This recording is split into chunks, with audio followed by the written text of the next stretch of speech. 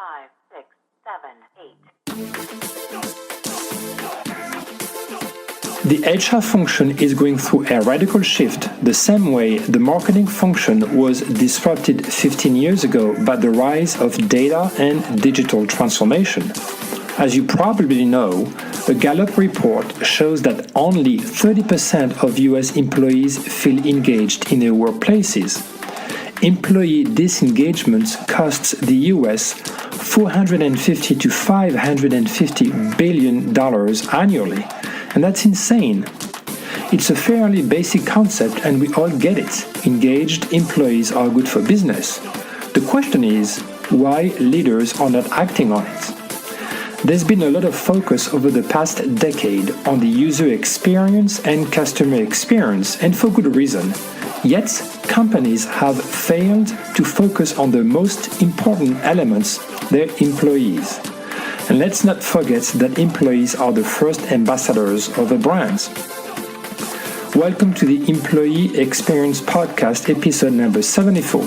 This is your host, Stefan Vincents.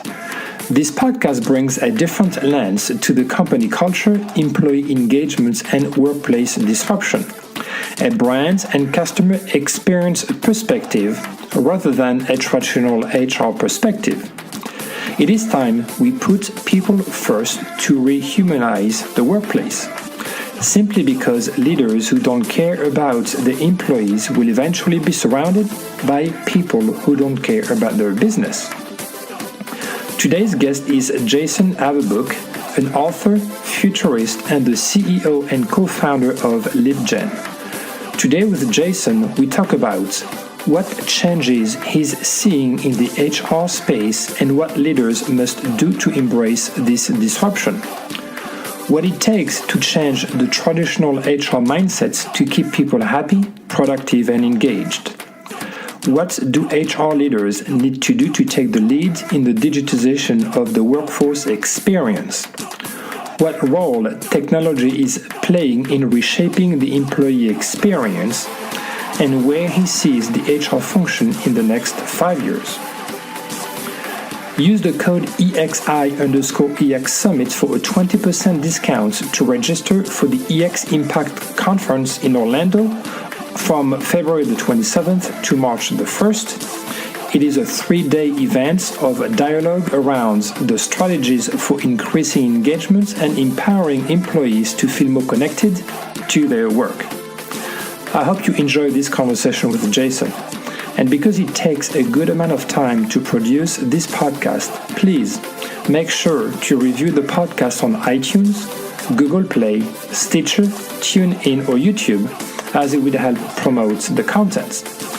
If you want me to speak at your next event, get some advice on your EX initiatives, or send me feedback and suggestions for future topics or guests, you can reach me at svincent@EX_Summit or on Twitter @EX_Summit. All right, let's get to it. Hello, everyone. Welcome to another episode of the EX podcast. Happy New Year to all of you listening to us today. And very excited for today's guest, Jason Averbook. He is calling from Manhattan Beach in California. He's an author, futurist, and he's the CEO and co-founder of Leapgen. Jason, Happy New Year, and thanks for joining us today. Happy New Year to you as well, and thank you so much for having me. It's great to be here. Tell us a bit about your background and what Leapgen does. Thanks for asking that question. So, I've spent my last 25 plus years in this goofy world of, I'll call it HR and HR technology or digital HR. Everything from, writing one of the first DOS and Windows products, at my first place of employment, which was Ceridian Corporation, to spending time with PeopleSoft, to now founding two different consulting companies, both designed to help enterprises think through the world of digital and how do we provide services to our employees. And really, if we take Leapgen, Leapgen's 2 years old, and Leapgen was developed, strictly to help organizations, Fortune 1000, Fortune 2000 organizations, think about what that overall workforce experience is that they're trying to create. So when we think about the concept of workforce experience, we're thinking about, when I go online, how do I truly come across to my employees? Do I come across as a single organization that's got a great value proposition? Do I come across in silos? And really what we do at Leapgen is help organizations think through the mess that they've got around, lots of different technology, lots of different processes, lots of different standards, and put it all together and make it seem like and look like one to a workforce who demands that of today. You've been in HR and technology for quite some time, about 20 years or so. And HR is going right now through the same disruption that marketing went through 10, 15 years ago with the rise of technology. What are some of the changes that you're seeing in the HR space? Yeah, so if you look at the HR space, the way that HR has worked, HR is, I always say HR is one of the oldest professions in the world. We've been doing HR stuff, whether it was called personnel or whether it was called payroll. We've been doing HR stuff for a long, long time. What's changed is really the purpose as to why we're doing HR. We were doing HR in the past, basically tied to, trying to get transactions done to be able to pay people. And what's shifted so much over time is what the real focus of HR, and the way it should be, based on the knowledge economy we live in today versus the manufacturing economy, is a real focus around how do we keep our people, how do we grow our people, and how do we develop our people over time. And that's really, really what we're seeing. So, where HR is today, HR is trying to get out of the transactional mode that it's been in for so many years and trying to be as strategic as possible around, its quote unquote most important asset, in an organization, its people.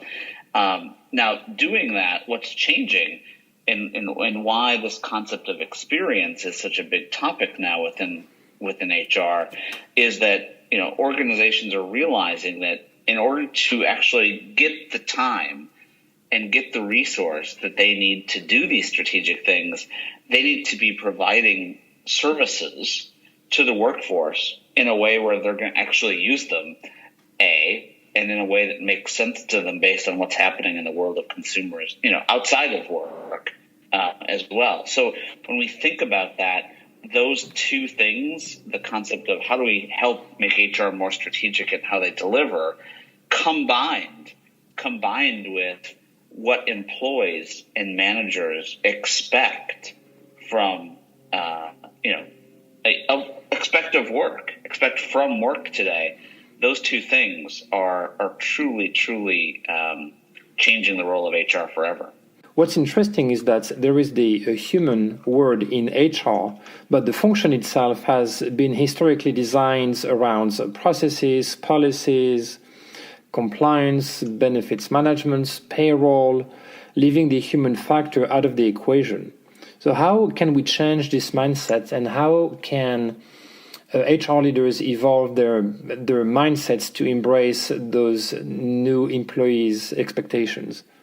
It really starts with the concept of starting with the employee and the manager first. So when we think about the term, how do we create an experience for someone? How we create an experience for someone, it starts with knowing that someone. And I'd say that overall, what we in HR have done a great job of is knowing our processes, knowing our policies, as you said brilliantly a second ago. But what we haven't done is we haven't done a really good job of knowing how our workforce wants to receive information, how they want to communicate with us, how they want to transact.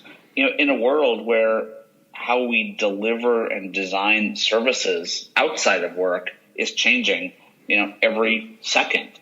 So all of that said, it's really, really important that we start to think through who our main customer is. And our main customer is not us in HR. Our main customer is the employee and the manager and the organization. And if we think through that, that's the first thing that changes the mindset. I'd say the second thing, Stephen, that changes the mindset is this whole concept of how do we really start to measure success? And measure success isn't just getting through transactions.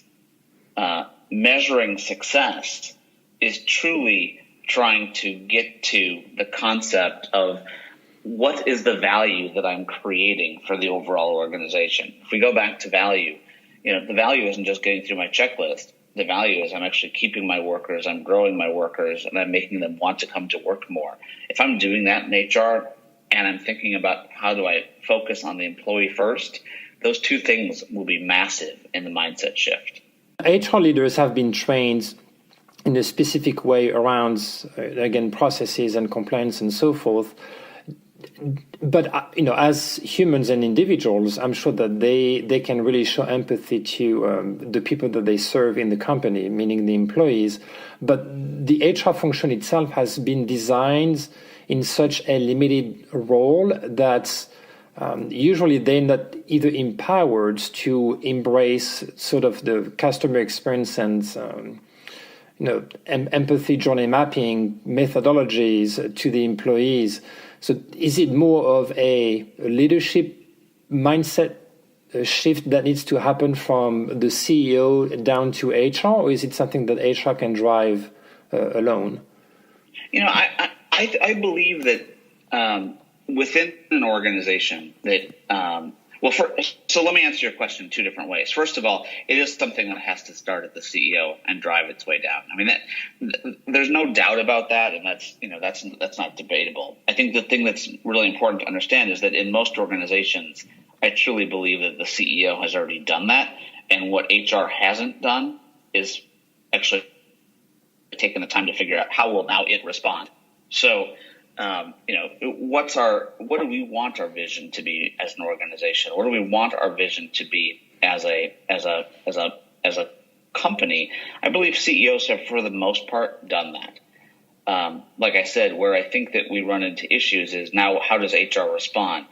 And when we're thinking about HR responding, HR has never been in a position where they're responding in that manner. Whether they've been in a position where they've been responding by saying, hey, we're too busy, keeping our head down, quote unquote, and trying to get this work done, versus truly thinking about that from the standpoint of, I'm focusing on, doing things that are specifically tied to experience, quote unquote. And I think that once we start to see HR learn what it is and how to respond to those things, that's when I start to think we'll see the alignment. You wrote and published an interesting book called The Ultimate Guide to a Digital Workforce Experience. And in that book, you talk about how HR leaders need to take the leads in the digitization of the workforce experience. And you talk about the equation of what time they should spend on doing some of the tasks versus other tasks. Can you elaborate a bit more on this? So, for the most part, in the world of, I shouldn't even say this in HR, but this has been the world in general as we think about business. We've spent way too much time focusing on the technology and not enough focusing on what is our quote unquote mindset that we want to have when it comes to our vision. And one of the things that we do at Leapgen, and we do this with every organization we work with as a requirement, is to really say, what are you trying to do? I know this is it sounds like a goofy thing, but there's a lot of organizations that will just say, well, we need to buy a new blah blah blah, and we need to buy a new blah blah blah, but don't actually truly think through, like, what is it that we're trying to do? Why is it that we're doing this? And at the end of the day, to what end is this taking us? It's not just, once again, because you're the quote unquote squeaky wheel that gets the grease. It's that we're doing this to do X, Y, and Z. And I think that one of the things I talk about in the book a lot is this concept of, if organizations truly take the time to create their vision, and vision is a big word. I totally understand that. And it's one that people often are like, oh, come on, we don't need a vision, we don't need a vision, we don't need a vision. But, the main definition of vision is the act or power of seeing. It's basically looking into what it is that we're trying to do, A, and then B, tied to that vision, how are we actually going to measure our success? And it's not just going live with a piece of technology. So those things are things that I talk about, in my book. And once again, they're things that I see every day, organizations skipping and jumping right to trying to find an answer before they actually have before they actually have that quote unquote vision or seeing of what it is they're trying to do. And you make the interesting point that when we think of technology in HR, we think in terms of automation, and you make the difference between automation and digitization. And one is very different from the other. Can you expand a bit more on this? Yeah, so thank you for bringing that up. I feel really, really strongly about this, and once again, it goes back to the world that we live in today, where we do a lot of work in taking a manual process and saying, oh, now we've got technology, so let's take that manual process and put it online. And really, one of the things that's so important about experience is that a lot of people, they don't judge us whether our process is online or not. They judge us based on the process itself.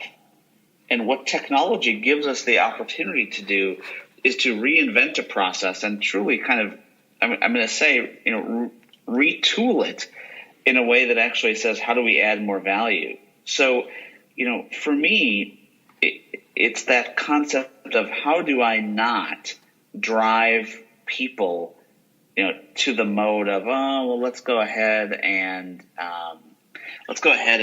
take this process and put it online. And let's take this process and put it online. And, we still have paper around, so let's go ahead and try to get rid of paper. Like, that's not the goal here.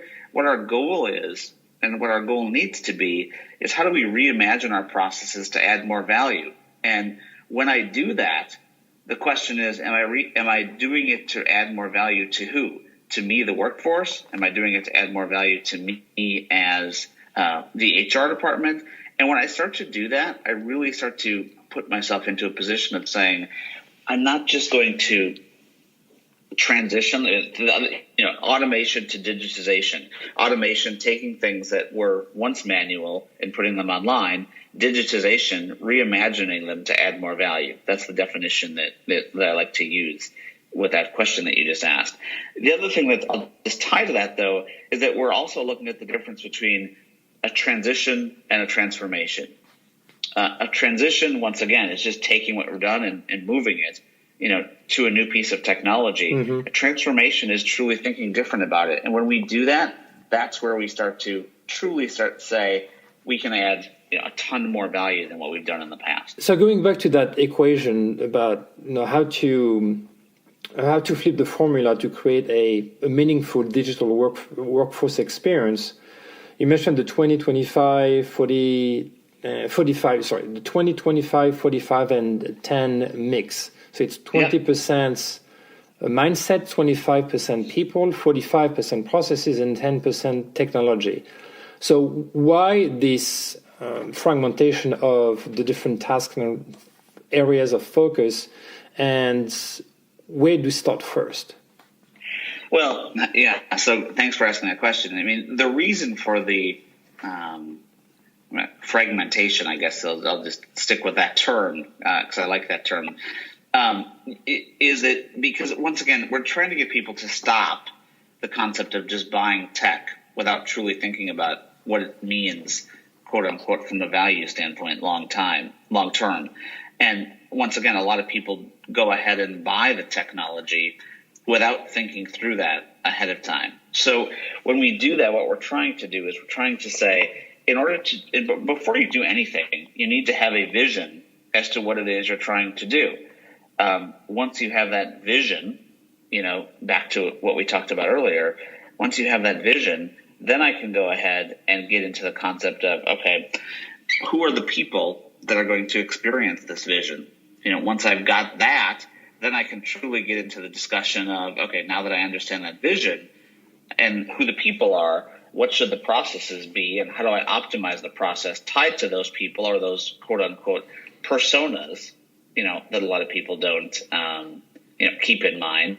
And then lastly, from a technology standpoint, once I've got my mindset, my vision, and my process, then I can truly start to say to myself, hey, what's the technology I need?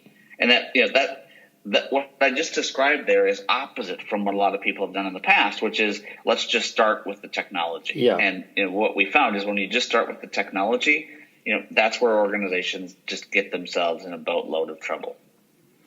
And technology has to be customizable to be able to address different needs and different expectations from, again, different employee groups or employee segments, right? Depending on where you are in your career, whether it's a 401k plan or if it's a time off or if it's a learning and development, you may have different expectations and different priorities of what is the most important and less important to you. Yeah, I mean, I would say that if I could just add one thing to that, I believe it needs to be personalized. Yes. The focus of being personalized versus customized, and the word customized, in our space, gets a bad rap at times because we've done so much work in customizing.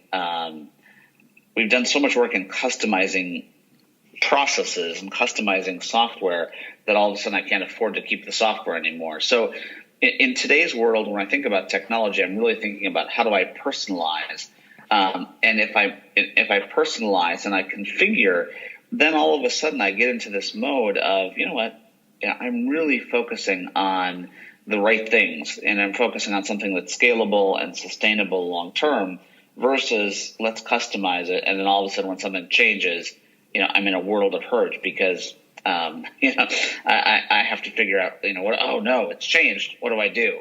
So, the great thing is the world of software today allows us to configure like never before. The challenge, and I'll just throw this out there, is for people to make smart decisions about what they customize or configure, and how they personalize. That's a huge that's a huge discussion that we have with organizations all day, is where does it actually make sense? And one of the things I talk about in the book a lot is, what do we want to be great at versus what's it okay to be okay at? And, the things I want to be great at is where I really want to spend my time. And that's where a lot of organizations have a real hard time coming up with that, that answering that question, I'll just say. The focus on the podcast is, for those who are familiar with the angle that this podcast takes on the company culture, is to bring that marketing and customer experience perspective to the HR, company culture, and employee engagements conversation.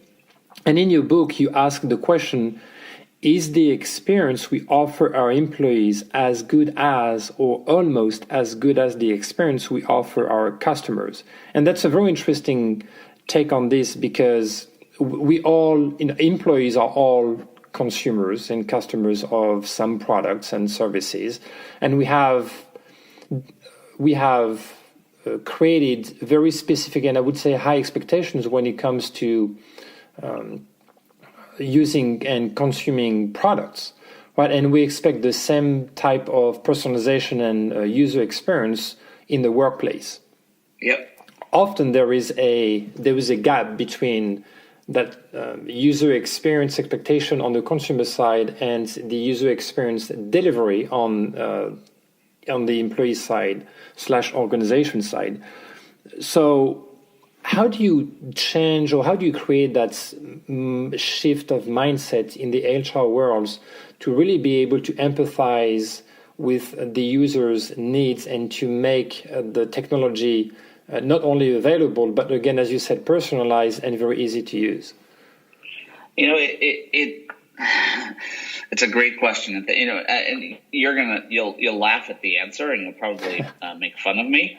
But it truly comes back to knowing our people. So let me give you an example. We do work with a big airline, and the way that HR is traditionally done things, not just in this airline, but in general, is they will say, hey, we're going to roll out a process. And we're going to roll out a process, and we're going to make that, when we roll it out, it's going to be the same process for everyone. Why? Because we want to treat everyone, quote unquote, fairly.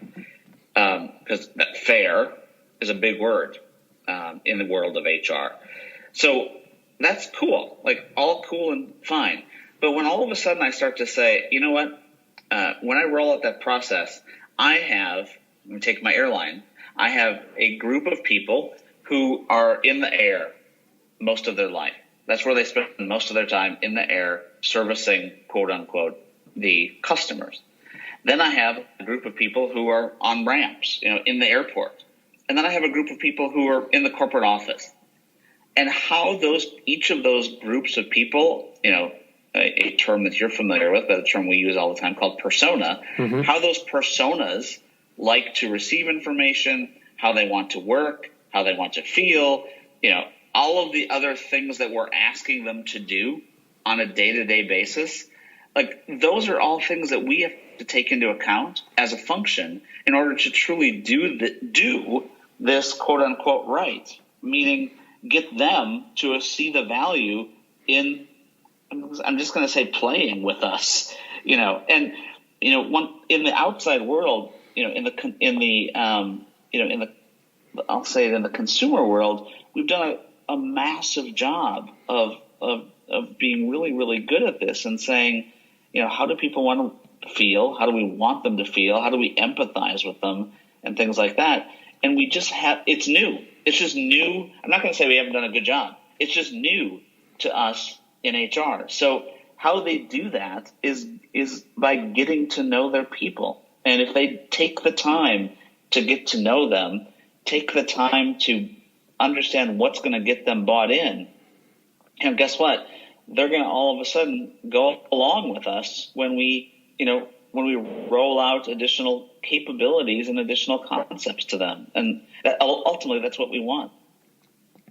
And you mentioned in the book, too, that we have to focus on moments that matter, right? And again, it's not new to, it may be new to the employee side, but it's been around for a long time on the customer side to really understand what is important to our targeted audiences, I would say.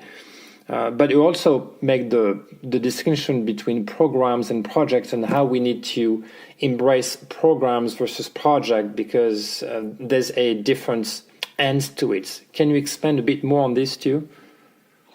Yeah. So the first thing is when we think about the overall concept of a program versus a project, once again, the concept of experience is always on. Yes. Someone said, hey, we want to improve the employee experience. Awesome. Let's figure out how we do that. Let's put in a piece of technology and then we're done. Well, guess what? As you know, that doesn't work. We have to constantly be measuring the impact of what we're doing. We have to constantly be rethinking, is this the right thing to do? We have to constantly be reinventing, and we should be constantly, I hate to say this, but I shouldn't even say I hate to say it. We have to be thinking about, what do we do to continually improve? And, that sometimes I get a little emotional talking about this. That is a capability that requires a lot of work. It requires work for us to say, here's why we're thinking this way. Here's why we're saying this is important. Here's what we've learned. Here's what we need to get better at, et cetera, et cetera, et cetera. And when I do that, all of a sudden I say, wow, this isn't just a project where I'm going to take my good people, have them do it, and then we're done. This is something that I need to be looking at every single day of my life, saying, where are people abandoning processes? Where are people abandoning and calling? Where are people truly running into roadblocks. And when I start to do it like that, then I start to say, I need to have someone who's really focused on this, and not just someone who's doing it once in a while, and then they're done. So that's why the concept is called out in the book, and that's why I feel so strongly about it. It is, we have to see this as an ongoing product. The ongoing product is, the digital workforce experience, and I have to have people that I put responsible for that wake up, living, breathing, and dying that. It's not just a part-time job, and it's not just something that I'm assigned to do for a day or two, and then I'm done. So that's the project versus, ongoing product approach that is something that we haven't taken in HR. And once again, sometimes when I talk about these things, I feel like I'm stupid in a way, because I'm reliving stuff that a lot of people in the consumer and outside world already know. But that's why there's so much opportunity here as well. Is we just haven't taken the time to learn from our brethren in marketing, and now is the time to do that. The reason why many companies still have a hard time embracing the employee experience and digitalization of the workplace is the fact that many leaders don't necessarily know where to start, how many resources they need to invest, or how much budget it's going to require. But also, they have a hard time identifying and measuring the results. Right? So that sense of, I'm going to put a lot of money into it, but what kind of results I'm going to see? What are your thoughts on this, and what do you see that organizations are doing well, so that you can maybe share some insights with our listeners? Yeah, so it goes back to the value of people, and a lot of times CEOs will say, "What's the value of this investment? What's the value in the investment in people?" And the value of people having a quote unquote experience that's going to excite them about working where they work, that's going to keep them motivated, that's going to keep quote unquote coming back. And I think that's what's most important is, how do we do that? Now, when people say, what's the value of it? I mean, are we going to save money? Is that what we're trying to do? That's a really important question. Are we going to save money by spending money? And, the answer to that is, are we going to save money when it comes to cutting the costs of how long it takes to get a piece of work done? No. But the costs and the struggles that employees feel when they spend 50% of their time trying to find something in the organization or find a piece of knowledge about how to do something, that is a huge chunk of not only cost, but frustration from an employee standpoint. How much do I actually cost by having an employee walk out the door because they don't understand the mission and values of the company, because I haven't done a good job of communicating my employee value proposition? That's so expensive every time someone walks out the door, and I have to re-recruit someone because I didn't give them that personalized approach to communication and experience that they quote unquote expect and deserve. So I look at cost as both, what's the ROI and what's the VOI, return on investment. The return on investment is going to change the way I do things, and I'm going to, move my costs around a bit. So instead of printing banners, I may put in place a digital portal. But the value of the investment, keeping a workforce that's aligned to what my overall goals are, that's going to be priceless. And you're going to have some CEOs who are bought into that, and you're going to have others who are going to be like, it doesn't make sense. Where do you see the HR function in the next, let's say, 5 to 7 years? So I see the HR function as not called HR. I see it as a people function. Now once again, we can easily do a people function bad. So that's not going to solve the problem just by renaming it. Right. But by making sure that I have a focus on the people in the organization and what's going to keep them, grow them, develop them from a talent standpoint in a world where we have, the lowest unemployment that we've had in a long time. We've got people entering the workforce who are digital natives, not digital immigrants. We've got a consumer world that, as you saw, and I mean, we're right after the holidays in 2018, we had, for the first time ever, more people buy things online than going to a store.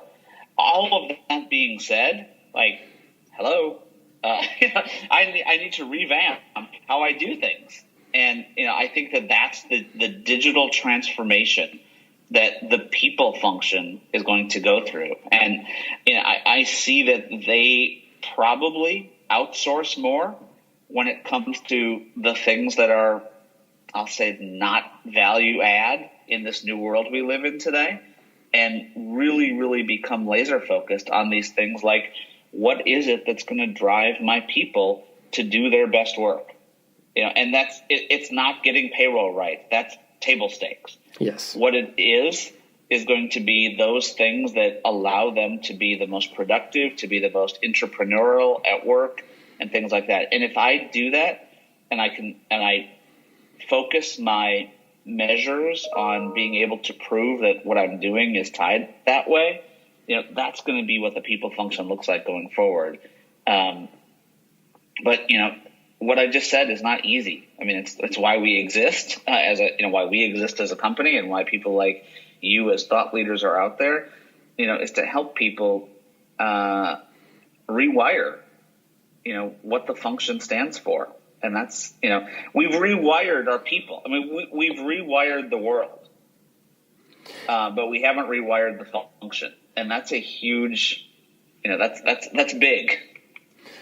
And it's fascinating at the same time, because when I interview EX leaders on this podcast, I see that more and more successful organizations open up the HR function to many different backgrounds and areas of expertise, from organizational thinkers to marketers to designers, and others, to bring those different mindsets and perspectives together, and really to focus on, again, the understanding of employee needs and aspirations, expectations, motivations, and so forth, to really design a personalized experience to answer those needs and address those needs.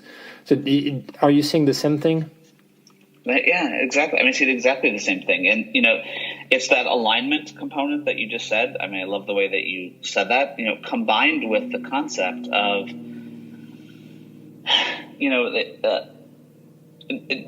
no matter what, I don't even know how that's the best way to say this. I mean, no matter what, the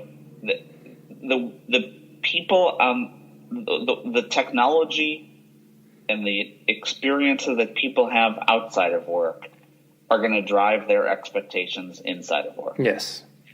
Period. And there's no debating that. And the fact that I have better apps in my personal life, the fact that I have, it's easier to get things done. And once again, let's not focus on how good or bad the app is. Let's focus on what the output is. The fact that it's easier to get things done, the fact that I can do things in the flow of how I kind of live my life, and I can do it from wherever I'm at. Like, those are things that people expect at work, and they're going to be continued expectations that if we don't take the time to rewire ourselves internally, we'll fall further and further behind. And people, just like people make their decisions as to how do they buy things, people are making their decisions as to where do they work by it. I'm actually going through the process right now trying to buy a car. It sucks. I have gone to 3 dealerships, and the way that car dealers have changed, it's hard to get them to pay attention to you. I've tried to use some online tools, and once again, they've started the process of rewiring, but they haven't finished the process of rewiring. That's what's going to make us choose. We remember how people make us feel. We remember how things make us feel. And if our employer doesn't make us feel good, it doesn't make us feel like they care, it doesn't make us feel like they're listening, we're not going to keep working there. It's very clear to me And at the same time, it's something that we all have to continue to learn how to put into action in our jobs. I completely agree with you. So before we end our conversation today, let me ask you some fun and more personal questions, and then we'll just wrap it up in a few minutes. If you were to invite someone famous or a historical figure to dinner, who would you pick and why? Oh, I love that question. That's a brilliant question. So, if I was going to invite someone to lunch and dinner, the person that I would actually invite would be the person who actually first thought about what the browser would do to the world.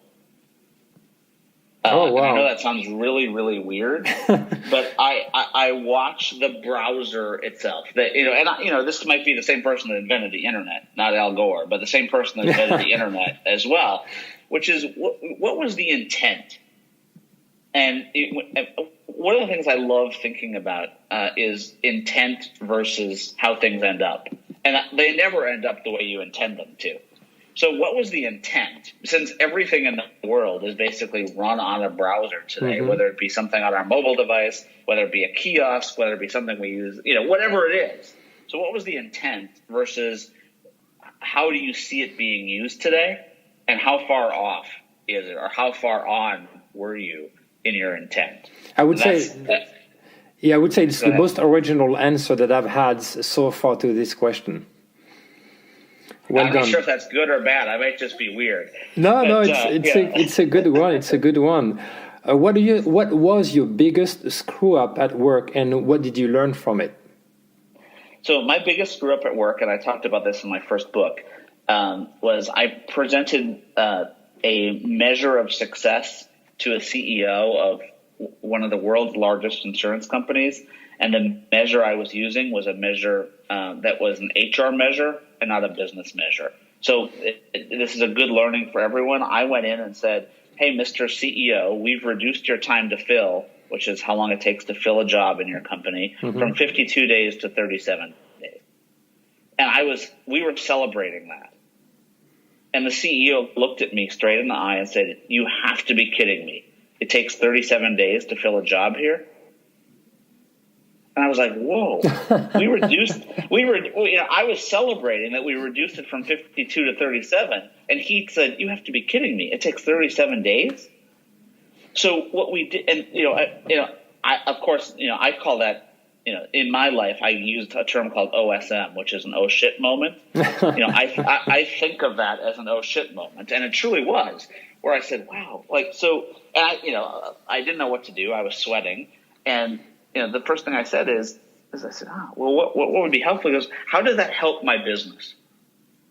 Tell me how that helped the business by reducing time to fill from 52 days to 37 days. And how do you measure that? So he went up to his whiteboard and he basically said, okay, we've reduced time to fill by 15 days. Cool. Bravo to you, HR. But if you think about that, that means that we've hired 750 insurance agents 15 days faster. And on average, an insurance agent generates $3,500 a day.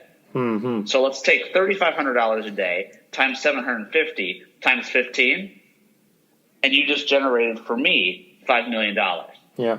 So don't tell me that you've reduced my time to fill from 52 to 37. That's your measure. Tell me the measure in my language, which is $5 million.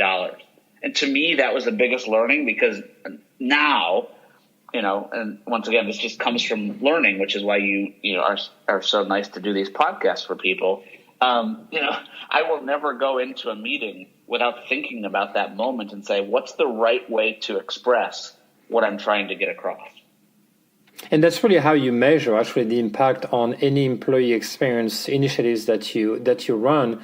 It's what is the true impact on business performance and business outcomes. It's not just in terms of, like you said, on the recording side, it's not about by how many days do I reduce or shrink the time to fill.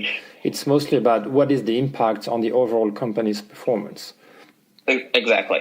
It's a good way to put it. What is your favorite word? So sorry, I don't mean to laugh. Totally caught me. You totally caught me off guard with that question. So my favorite word. I don't even know if I should say this. My favorite word. Let me actually tell you my favorite. I'm going to use a phrase instead of a word. Okay. If that's okay. Fair enough. So, and it's not necessarily proper, so you can decide later whether you use it. My favorite phrase is intellectual masturbation. Okay. And one of the reasons I like that phrase is we spend so much time in the world not executing, but kicking the can or debating or coming up with reasons why not. Yes. Why not? And it's one of the things that I personally believe it holds us back as a society. Now, that doesn't mean be risky, and it doesn't mean approach things without thinking about them. But, the concept of debating and debating and debating and debating and debating and debating, to get back to almost where you started from, which is, okay, well, we'll do nothing, which is the easiest answer, it drives me crazy. So, one of my leadership models is, guys, let's just cut to the chase. Let's make a decision, yay or nay, and let's unleash ourselves and move forward. Let's not just discuss and discuss and discuss and discuss just to discuss. So once again, I know that term isn't proper for some people, but at the same time, when you explain it, hopefully it makes sense. It does make sense, and I love it. What is the way for our listeners to follow you and Leapgen on social media? Yeah, so I use social media only to talk about this space. So feel free to follow me at Jason Averbook. Just my name. You can follow Leapgen at Leapgen. I don't talk about what I'm eating. I don't talk about what I'm cooking. Any of that stuff. So follow me. I like to. I'm an active user of social media. So follow me on LinkedIn. Follow me on Twitter. I'm sure that I hope I will provide the value to you that you need. Any last word of advice, wisdom? I think once again, I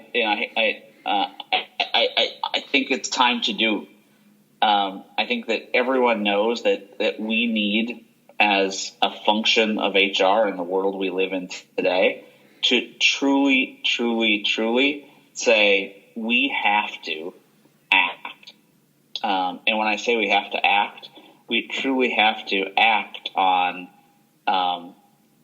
making the shift from the world that we've lived in, up until now, which has been a world of, let's just continue to, when I say kick the can and not truly innovate, to a world where we have to innovate, and we have to think differently when it comes to, how do we use technology, and really not just use technology, but really use the concept of digital, to make a difference. And that's what I would hope that we can use 2019 and beyond to do. I couldn't agree more. Well, thank you, Jason, for being with us today. Yeah, thank you so much. I really appreciate you having me, and I hope this was of value to your listeners.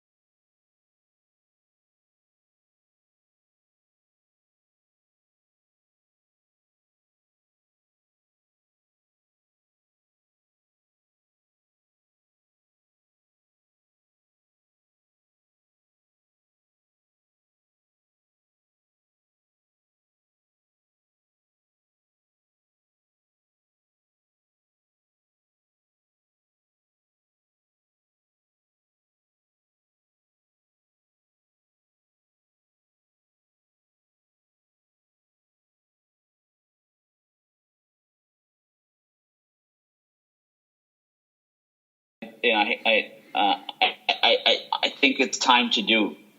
I think that everyone knows that we need, as a function of HR in the world we live in today, to truly, truly, truly say we have to act. And when I say we have to act, we truly have to act on making the shift from the world that we've lived in, up until now, which has been a world of, let's just continue to, let's say, kick the can and not truly innovate, to a world where we have to innovate, and we have to think differently when it comes to, how do we use technology, and really not just use technology, but really use the concept of digital, to make a difference. And that's what I would hope that we can use 2019 and beyond to do. I couldn't agree more. Well, thank you, Jason, for being with us today. Yeah, thank you so much. I really appreciate you having me, and I hope this was of value to your listeners. Thanks for tuning in to the EX Podcast. If you want to learn more, visit our website at expodcast.com. If you want to find out more about our next conferences, go to exsummit.com. Finally, you can also find my manifesto on business to employee or B2E branding at b2ebranding.co. See you next week.